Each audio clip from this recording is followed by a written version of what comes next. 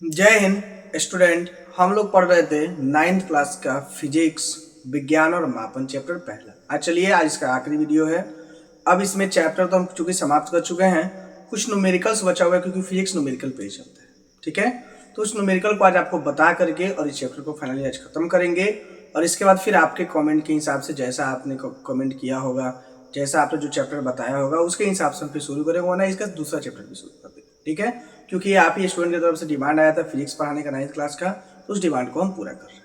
ठीक है, आइए सबसे पहले हम देखते हैं क्वेश्चन इसमें कि केल्विन को डिग्री सेल्सियस में बताना है। अब देखिए, तो आपको पता है कि 0 डिग्री सेल्सियस जो होता है, सॉल्यूशन लिखिए, 0 डिग्री सेल्सियस जो होता है 273 केल्विन के बराबर होता है। यानी केल्विन से जब आपको डिग्री सेल्सियस से तो उसमें 273 क्या है माइनस करना पड़ेगा। देखिए ये होता है 273.15 केल्विन होता है, लेकिन चूंकि इसको हम जो न्यूमेरिकल बनाते हैं तो इसको नेगलेक्ट कर देते हैं 9th क्लास तक। 11th में आपको पूरा लेकर चलना पड़ेगा, तो 273 ही लेकर चलते हैं। ठीक है, तो यहाँ पे करेंगे हम लोग 300 केल -273, इसको माइनस किया तो हो जाएगा 27 डिग्री सेल्सियस, और ये आपका क्या हो जाएगा आंसर हो जाएगा।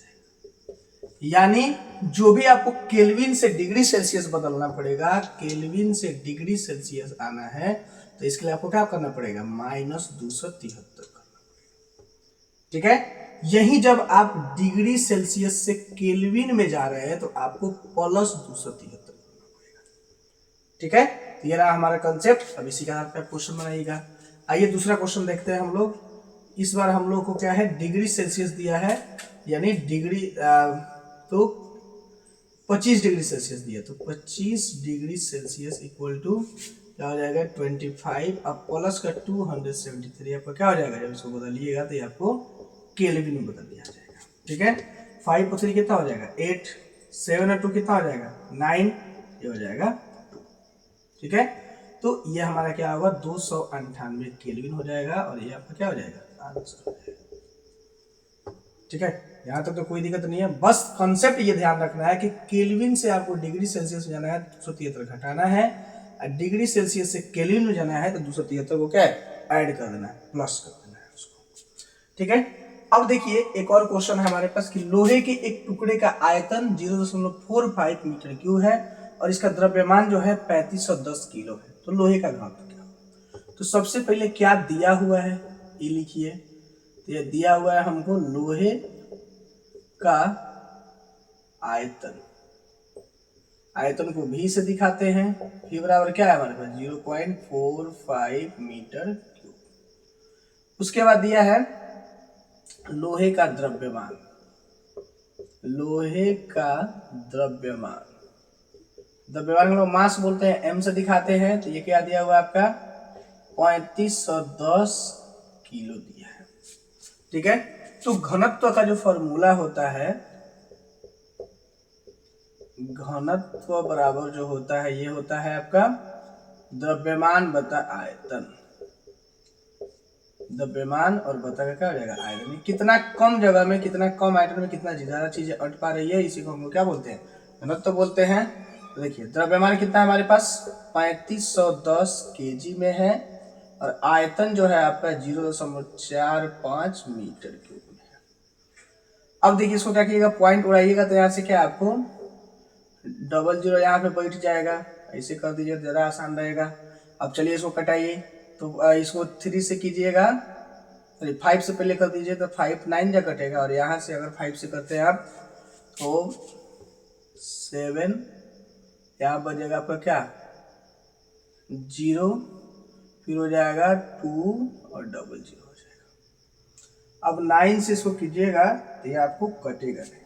ठीक है, तो जब ये कटेगा नहीं काम कीजिए, इसको बदलने से अच्छा ना डायरेक्ट डिवाइड कीजिए,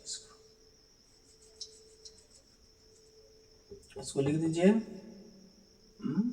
3510 केजी हो जाएगा, और ये 0.45 मीटर क्यूब हो जाएगा। घटाइएगा तो डायरेक्टली आपका आ जाएगा 7800, आपका हो जाएगा kg पर मीटर क्यूब, और ये आपका क्या हो जाएगा आंसर। ठीक है, डिवाइड करने की चूंकि जगह का कमी है इसलिए हम आपको डिवाइड नहीं कर रहा, डिवाइड इसको कीजिएगा आपको उतना आ जाएगा। ठीक है, चलिए अब नेक्स्ट क्वेश्चन हम लोग देखते हैं। हमें फुट को मीटर में बदलना है, तो फुट को इंच में बदलना होता तब तो कोई दिक्कत नहीं था, इंच को सेंटीमीटर में बदलना होता तब तो कोई दिक्कत नहीं था, लेकिन ये थोड़ा लंबा प्रोसेस हो जाएगा। तो देखिए एकदम सिंपल तरीका से हम आपको समझाते हैं। एक फुट जो होता है,